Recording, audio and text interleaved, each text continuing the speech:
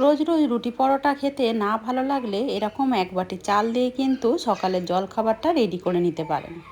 যেমনই কম সময় হয় তেমন একেবারে মুখে দিলে মিলিয়ে যায়। দেখো কতটা নরম হয়েছে, একদম জালিদার, খেতে ভীষণই দারুণ লাগে। নমস্কার বন্ধুরা, কাজল ভিলেজ কিচেনে সকলকে স্বাগত জানাই। রোজকার মতো আজও রান্নাঘরে চলে এলাম। আজকের রেসিপি প্রথম থেকে লাস্ট পর্যন্ত দেখতে থাকুন, আশা করছি ভীষণ ভালো লাগবে। তো চলুন তাহলে শুরু করা যাক। তার জন্য আমি এখানে এক বাটি আতপ চাল দিয়েছি। এই আতপ চালটাকে সারা রাতের জন্য ভিজিয়ে দিয়েছিলাম। তোমাদের হাতে যদি সময় কম থাকে সেই ক্ষেত্রে একটু গরম জল দিয়ে 1 ঘন্টা মতো ভিজিয়ে দিলেই কিন্তু হয়ে যাবে। আর আতপ চাল খুব তাড়াতাড়ি কিন্তু ভিজে যায়। তো এখানে এক বাটি নিয়ে নিয়েছি। এখানে নেব একটা মিক্সিং জার, সমস্ত চালটাই আমি এর মধ্যে দিয়ে দেবো। এবারে এখানে দিয়ে দেবো আমি 200 গ্রাম টক দই। সুন্দর টেস্টের জন্য দিয়ে দেবো এখানে চিনি। এটা কোনো রকম মিষ্টির জন্য না, একটু টক দই দিলে একটু চিনিটা দিলে কিন্তু খেতে ভালো লাগবে, তার জন্য একটু চিনি দিয়ে দিলাম। আর সুন্দর সফট হওয়ার জন্য দিয়ে দেবো এখানে যেটা 1 চামচ সাদা তেল। যেহেতু এগুলো তেল ছাড়াই টিফিন হয়, 1 চামচ যদি সাদা তেল দিয়ে যায় এতে করে কিন্তু খেতে বেশ দারুণ লাগবে। এই সমস্ত উপকরণগুলোকে খুব ভালো করে একটু মিশিয়ে ঘুরিয়ে নেব। সমস্ত উপকরণগুলোকে খুব ভালো করে মিক্সিতে এইভাবে ঘুরিয়ে নিয়েছি।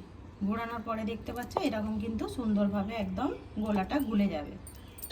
নিয়েছি একটা বাটি, বাটির মধ্যে সমস্ত গোলাটাই ঢেলে নেব।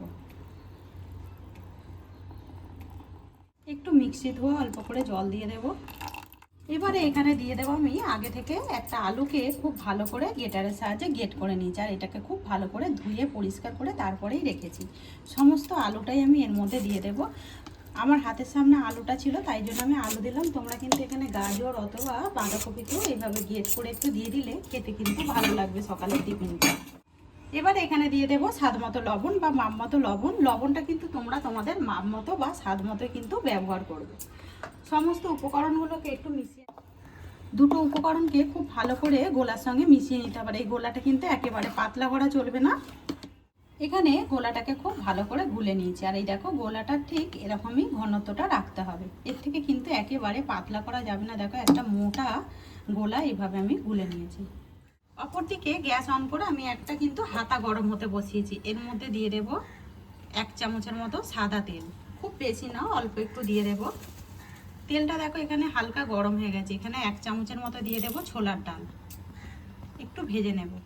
ডালটাকে তেলের মধ্যে দিয়ে খুব সুন্দর করে একটু ভেজে নিলাম, যাতে করে কাঁচা গন্ধটা দেখো একেবারে কিন্তু চলে যাবে। এটা যখন মুখে পড়বে খেতে কিন্তু ভালো লাগবে। এর মধ্যে দিয়ে দেবো বেশ কয়েকটা কারি পাতা। খুব ভালো করে একটু মিশিয়ে নেব। এবারে এই দুটো উপকরণ খুব ভালো করে এই মিশ্রণের মধ্যে ঢেলে দেব। ঢেলে দিয়ে খুব ভালো করে মিশিয়ে নেব। এইদিকে গোলাটাকে খুব ভালো করে গুলে নিয়েছি। আর এই দেখো ঘনত্বটা দেখতে পাচ্ছ। আর এই যখন ডালগুলো মুখে পড়বে খেতে কিন্তু বেশ ভালো লাগবে। এটাকে সাইডে রেখে দেবো। এখন এখানে কয়েকটা আগে বাটি নিয়ে নেব। তো দেখো আমি এরকম স্টিলের ছোট টিফিন নিয়ে নিয়েছি আর ছোট কয়েকটা বাটি নিয়েছি। এর মধ্যে একটু সাদা তেল আগে থেকেই দিয়ে দিয়েছি, 2-4 ফোঁটা মতো। একটু ব্রাশ করে দেব, এতে করে সহজে কিন্তু টিফিনগুলো খুব সহজেই উঠে আসে। সমস্ত বাটির মধ্যে একটু তেল ব্রাশ করে নিলাম। এগুলোকে সাইডে নিয়ে নেবো আর গোলাটাকে এখানে নিয়ে নেব। এবারে এখানে লাস্টে যেটা দেবো এখানে বেকিং সোডা দিয়ে দেবো। তো আমার হাতের সামনে বেকিং সোডা ছিল, তোমাদের সামনে যদি ইনো থাকে সেই ক্ষেত্রে কিন্তু ইনোও দিয়ে দিতে পারো। ছোট একটা চামচের হাফ চামচের কিছু অল্প আমি দিয়ে দিলাম বেকিং সোডা। এটা কিন্তু বেকিং পাউডার না, এটা দিলে যেমন খাবারটা সফট হবে তেমন কিন্তু ফুলবে। খাবার সোডাটা দেওয়ার কারণে গোলাটা কিন্তু বেশ হালকা হয়ে যাবে। যেহেতু টক দই দিয়েছি দেখবে একদম কিন্তু হালকা হয়ে যাবে। আর কতটা কিন্তু ফুলে উঠেছে সেটা কিন্তু দেখতেই পাচ্ছ। এবারে এখানে সমস্ত বাটিগুলোকেই নিয়ে নেব।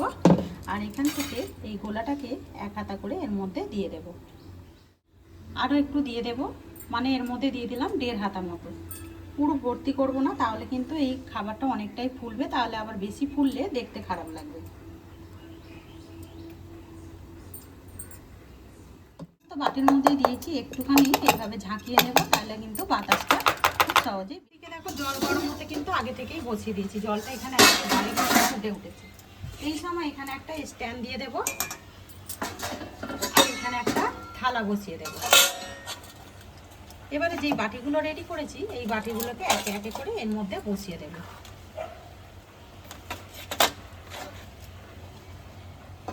3টে বাটি হয়েছে, 3টে বাটি আমি বসিয়ে দিলাম, অপরগুলোকে ঢাকা দিয়ে এই সময় রেখে দেবো। 10 মিনিট এইভাবে খুব ভালো করে ভাপিয়ে নেব, তাতে করে কিন্তু আলুটাও বেশ ভালোভাবে সিদ্ধ হয়ে যাবে। 2 মিনিট মতো হয়ে গেছে, ঢাকাটাকে একবার খুলে নেব। আর এই দেখো 2 মিনিট পরেই দেখতে পাচ্ছ টিফিনটা কিন্তু বেশ ফুলে উঠেছে। এই সময় একটু কাশ্মীরি লঙ্কার গুঁড়ো এর মধ্যে ছড়িয়ে দেবো, এতে করে টিফিনটা কিন্তু দেখতে ভালো লাগবে, তার জন্যই দেওয়া। সমস্ত গায়ে দেখো একটু অল্প করে কাশ্মীরি লঙ্কার গুঁড়ো ছড়িয়ে দিয়েছি, আবারও আমি ঢাকা দিয়ে দেবো। এবারে পুরো 10 মিনিট পরেই কিন্তু পুরো 10 মিনিট হয়ে গেছে, 10 মিনিট পর ঢাকাটা খুলছি। আর দেখতেই পাচ্ছ টিফিনগুলো কতটা কিন্তু ফুলে উঠেছে, যেমনই কিন্তু খেতে ভালো লাগে এরকম যদি একটা সকালের টিফিন হয়। একটা কাঠি দিয়ে দেখে নেব, দেখো কাঠির গায়ে কিন্তু হালকা হালকা লেগে যাচ্ছে, এর কোনো ভয় নেই, যেহেতু চাল গুঁড়ি আছে এটা কিন্তু অনায়াসে ভালোভাবে শুকিয়ে যাবে ঠান্ডা হওয়ার পরে। এবারে বাটিগুলোকে আমি নামিয়ে নেব, সমস্ত বাটিগুলোকে একটা প্লেটের মধ্যে নিয়ে নিয়েছি। আর দেখো টিফিনগুলো কতটা সুন্দরভাবে দেখো জমে গেছে।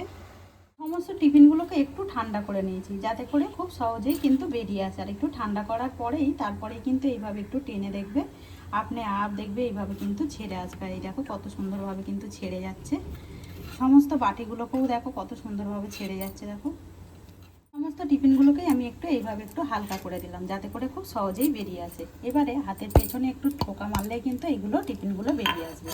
আর এই দেখো কত সুন্দর হয়েছে, দেখো যেমন জালিদার হয়েছে তেমন আবার নরম হয়েছে আর সফট হয়েছে, খেতে ভীষণই দারুণ লাগে। আর তোমরা দেখতেই পাচ্ছ খুব সহজেই কিন্তু এই টিফিনগুলো বেরিয়ে আসে, দেখো কতটা সুন্দরভাবে হয়েছে। দেখো সমস্ত টিফিনগুলোকেই রেডি করে নিলাম,